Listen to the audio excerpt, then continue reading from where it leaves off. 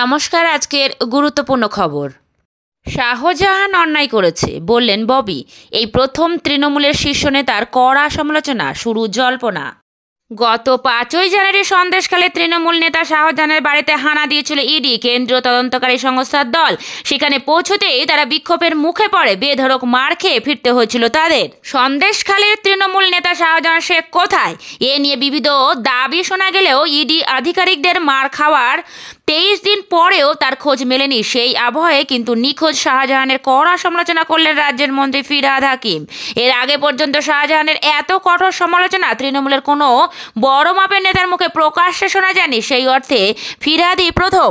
শনিবার সিরিটি শ্মশানে একটি কর্মসূচিতে গিয়েছিলেন ফিরহাদ। সেখানে সাংবাদিকদের প্রশ্নের জবাবে তিনি বলেন, শাহজাহান যা করেছে অন্যায় করেছে। আমি গণমাধ্যমে দেখেছি মাথা ফাটিয়ে দেওয়া হয়েছে সরকারি আধিকারিকদের। যেটা করেছে নিশ্চিত করে বলেছি অন্যায় করেছে। হঠাৎ কেন এতদিন পর শাহজাহানের প্রকাশ্যে সমালোচনা করলেন শাসক দলের দাপুটে এক নেতা, তার কোনো প্রকাশ্য ব্যাখ্যা মেলেনি। তবে তৃণমূলের মধ্যে গুঞ্জন, ইডির বেঁধে দেওয়া সময়সীমার মধ্যে উত্তর 24 পরগনা জেলা পরিষদের মৎস্য কর্মদক্ষ শাহজাহান কেন্দ্রীয় তদন্ত সংস্থার সামনে হাজির হতে পারেন। অনেকের মতে সেটা বুঝেই ববি আগেভাগে শাহজাহানের সমালোচনা করে রাখলেন। সম্প্রতি শাহজাহানের বাড়িতে তল্লাশির পরে এনফোর্সমেন্ট ডিরেক্টরেট সেখানে নোটিশ সেটে এসেছিল। তাতে বলা হয়েছিল 29 জানুয়ারির মধ্যে তাকে ইডির সামনে হাজিরা দিতে হবে। সেই দিনই আগামী সোমবার। তৃণমূলের মধ্যে জল্পনা, সেই দিনই শাহজাহান অন্তরাল থেকে বেরিয়ে আসতে পারেন।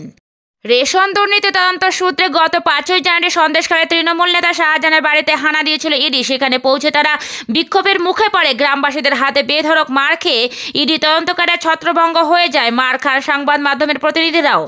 ইডির 3 আধিকারিককে হাসপাতালে ভর্তি করা হয়। তাদের মধ্যে একজনের চোট ছিল গুরুতর।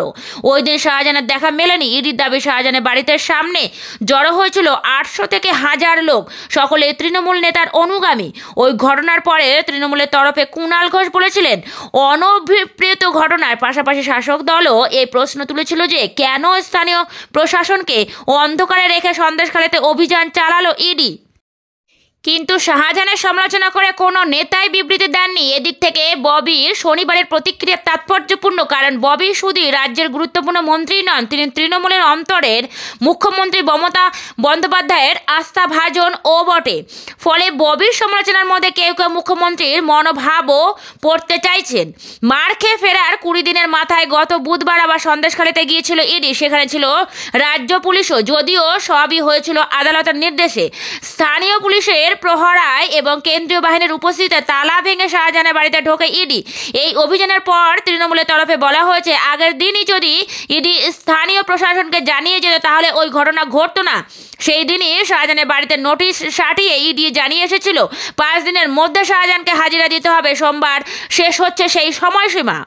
এর মধ্যে শাহজাহানের গতিবিধি নিয়ে নানা ঝরে নানা কথা বলেছেন। প্রথমে কেন্দ্রীয় মন্ত্রী তথা বনগাঁ বিজেপি সাংসদ শান্তনু ঠাকুর বলেছেন, শাহজাহান মায়ানমার পালিয়ে গিয়েছেন। তবে 2 দিন পরে রাজ্যে বিরোধী দলনেতা শুভেন্দু অধিকারী দাবি করেন, সরবেরিয়া থেকে ধামাখালির মধ্যে ভেরির মাঝেই রয়েছেন শাহজাহান। স্থানীয় এক সিপিএম নেতা বলেন, শাহজাহানকে তিনি সরবেরিয়া পঞ্চায়েত প্রধানের বাড়িতে ঢুকতে দেখেছেন। আবার রাজ্যের মন্ত্রী অখিল গিরি বলেছেন, শেখ শাহজাহান চিকিৎসার জন্য বাইরে গিয়েছেন, উনি অসুস্থ ছিলেন। তবে এখন কোথায় আছেন নিশ্চিতভাবে পুলিশ তা খুঁজে বের করবে। তার মধ্যে আবার অন্তরাল থেকে শাহজাহানের একটি অডিও বার্তা প্রকাশ্যে আসে। সেখানে শাহজাহান বলছেন তিনি কোনো অন্যায় করেননি। শনিবার পর্যন্ত পুলিশ বা ইডি শাহজাহানের হদিশ পায়নি। কিন্তু সেই কৌতূহলের মধ্যে শাহজাহানের কড়া সমালোচনা নিয়ে নতুন জল্পনা তৈরি করে দিলেন ববি। এই ছিল আজকের গুরুত্বপূর্ণ খবর। পরবর্তী খবর শোনবার জন্য অবশ্যই আমার চ্যানেলটিকে সাবস্ক্রাইব করুন, যাতে সবার আগে খবরটি আপনার কাছে পৌঁছে যায়। কমেন্ট করুন এবং অন্যের কাছে শেয়ার করে দিন। ভালো থাকবেন, সুস্থ থাকবেন। নমস্কার।